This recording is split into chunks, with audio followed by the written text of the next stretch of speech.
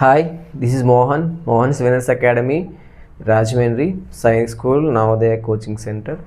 So ముందుగా మనకి ఇవాళ రేపట్లో 2 వీడియోస్ రిలీజ్ చేస్తానండి. ఫస్ట్ది ఏంటి అంటే సైనిక్ కౌన్సిలింగ్ ఎలా చేసుకోవాలి ఏంటి దాని యొక్క డీటెయిల్స్ ఒకటి. ఇంకొకటి వచ్చేసి అడ్మిషన్కి సంబంధించి అనమాట. ఎవరైతే 26-27 అకాడమిక్ ఇయర్లో సైనిక్ స్కూల్లో జాయిన్ అవ్వాలనుకుంటున్నారో, లేదా నవోదయనే కానీ ఆర్ఎంఎస్ కానీ స్కూల్లో జాయిన్ అవ్వాలనుకుంటున్నారో వాళ్ళకి ఎంట్రన్స్ ఎగ్జామ్ వచ్చేసి ఈ సంవత్సరం 2026 డిసెంబర్లో నవోదయకు ఉంటుంది. ఆర్ఎంఎస్ కూడా డిసెంబర్లోనే ఉంటుంది, రైట్. సో సైనిక్ వచ్చేసి 27 జనవరిలో ఉంటుందన్నమాట. సో వాళ్ళు ఇప్పటి నుంచే కోచింగ్ తీసుకోవడం ఉత్తమం.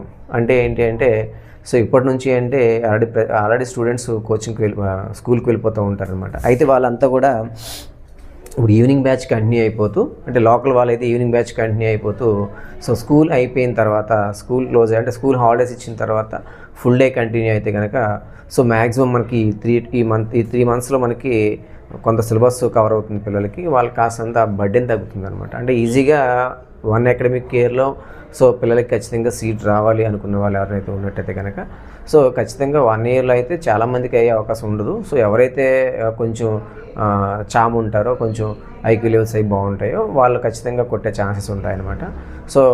సో దానికి ఈ సంవత్సరం సీట్లు కొడుతున్నా లేదా మార్క్స్ వచ్చినటువంటి పిల్లలే ఉదాహరణ అనమాట అండి.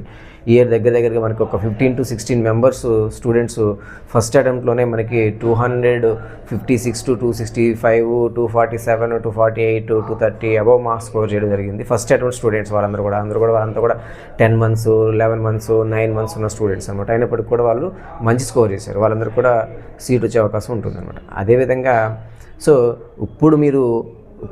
ఇప్పటి నుంచి మీన్స్ ఏంటంటే సో ఈ నెల నుంచే కనుక మీరు ఈవినింగ్ బ్యాచ్ కంటిన్యూ చేసుకొని స్కూల్ హాలిడేస్ ఇచ్చిన తర్వాత ఫుల్ డే కంటిన్యూ చేసుకుంటే ఎక్కడైనా సరే సో ఈ ప్లాన్లో వెళ్తే ఖచ్చితంగా సీట్ కొట్టడానికి అవకాశం ఉంటుందన్నమాట. ఓకేనా, right.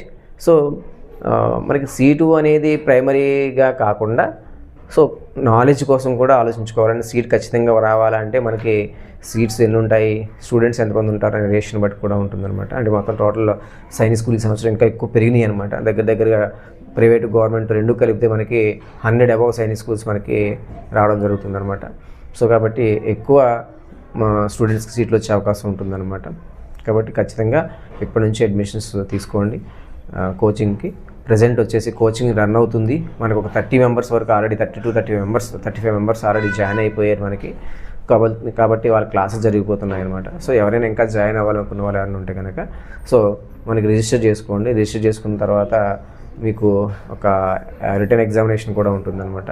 So just written examination అంటే వాళ్ళ యొక్క నాలెడ్జ్ని టెస్ట్ చేస్తాం అంతే, అంతమించి ఇంకేముండదు. అంతే ఎంతవరకు వీళ్ళు స్కోర్ చేస్తారు ఏంటి.